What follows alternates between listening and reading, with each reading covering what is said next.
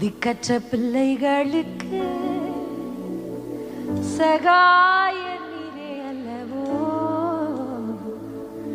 எக்காலம் துணையவர்க்கு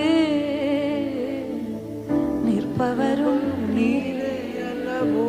அல்லேலூயா. அடுத்து தனிமையான சகாய நீரே அல்லவோ, ஷதனதன